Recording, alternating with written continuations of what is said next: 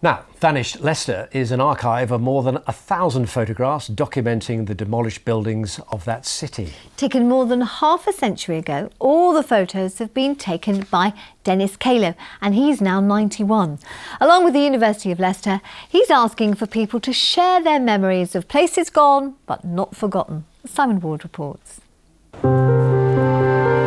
When walking through the centre of Leicester, most of us probably don't pay much attention to the buildings around us. But a photographic archive dating back from the mid-1950s through to the 70s shows us what it was like. But why were many of the buildings knocked down during those decades? In the case of the Victorian housing, it's because they were poor quality, they were demolished as part of post-war slum clearances.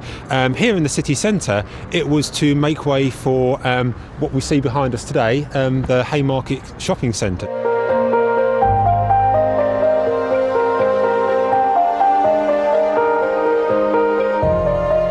The project, available on the University of Leicester website, is called Vanished Leicester. The Bell Hotel in Humberston Gate had been a well-known landmark. This was really controversial. It was an old coaching inn that had been around since the 18th century. It had a sprung dance floor that many people remember. It was used by generations of Leicester people, and the writer Sue Townsend was absolutely livid when the hotel came down, as were many other people. So the photos of that we're hoping will attract some attention and some memories. Dennis Calow is a former architect who took all of the photographs in the archive. He grew up in the West End area of Leicester, where his father had an off-licence shop.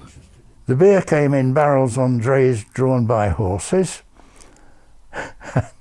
and they would put a thick mat, about a foot thick, on the pavement, push the barrels off so that they dropped onto the mat. It just struck me that somebody ought to record it. It wasn't of great interest then. People weren't interested in 19th century stuff.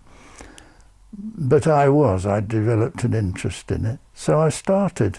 This treasure trove of architectural history will now be preserved forever. The University of Leicester would like people who knew the old buildings in the city to add their memories to the archive. Simon Ward, BBC East Midlands Today, Leicester.